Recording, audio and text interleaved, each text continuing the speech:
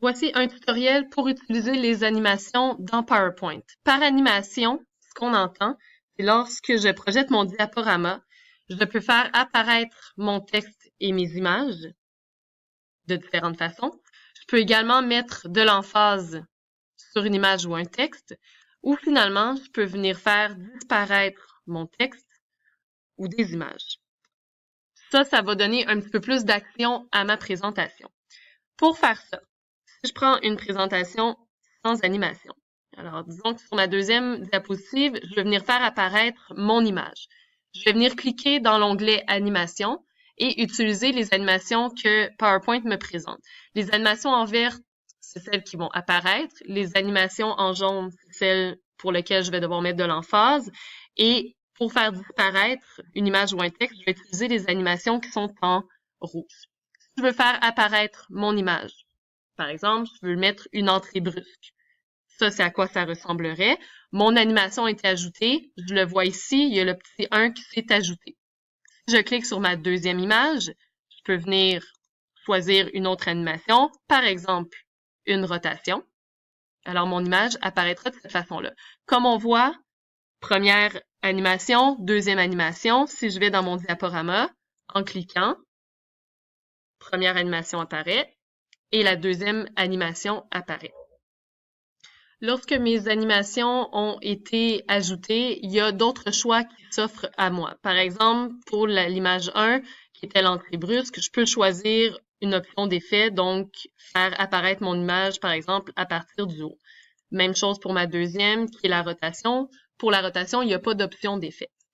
Ça, c'était un bouton possible. Ce que je peux faire également, c'est que je peux faire démarrer mon animation au clic, c'est-à-dire à chaque fois que je clique, mon image apparaît, ou sinon, je peux la faire apparaître avec ma précédente.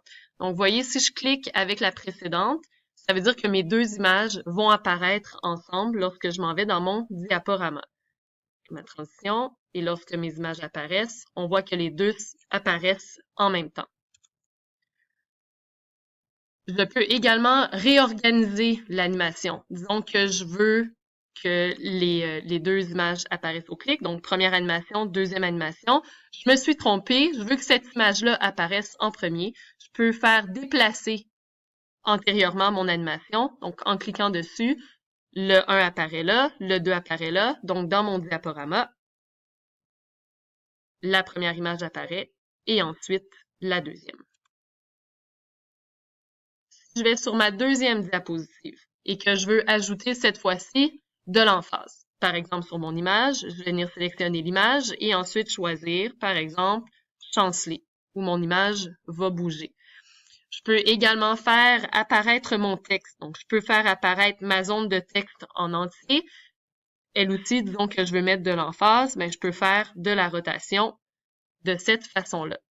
Je peux encore une fois ajouter de l'effet. Donc, je regarde ce qui m'est offert. Alors, le quart de vrille, de cette façon-là, si je veux. Et on voit encore en ajoutant l'animation numéro 1, numéro 2, je peux venir les déplacer antérieurement et je peux les faire démarrer avec la précédente. Et finalement, je veux faire disparaître ou apparaître mon texte un à la fois, une phrase à la fois. Je peux sélectionner ma phrase ici et le faire apparaître en faisant la roue de cette façon-là. Il y a le petit 1 qui va apparaître devant. Par la suite ici, l'entrée brusque pour la deuxième information et finalement l'apparition tout simplement pour la troisième animation. 1, 2, 3, mes animations sont dans ce sens-là. Et mon image, si je ne mets pas d'animation dessus, mon image va apparaître lors du diaporama, comme ça. Et ensuite, à chaque clic, mon information de gauche va apparaître. Lorsque je sélectionne mes différentes animations, encore une fois, je peux les réorganiser. Donc, c'est-à-dire que je peux les déplacer selon l'ordre à laquelle je veux qu'ils apparaissent. Donc, je peux le faire de cette façon-là. Je peux même ajouter, donc je veux la faire rétrécir et la faire disparaître. Je pourrais décider de faire cette action-là en même temps qu'une autre. Donc, disons que lorsque ma dernière phrase apparaît, je veux faire disparaître mon image. Je vais venir sélectionner la quatrième animation et je veux la faire démarrer avec l'animation précédente. On voit qu'elle s'est changée en 3. Ça veut dire qu'elle va faire la même action que le numéro 3. Alors, j'ajoute comme ça. Elle est là. Première info, deuxième info, et lorsque la troisième apparaît, mon image apparaît. Et ensuite, je peux cliquer pour passer à ma prochaine diapositive.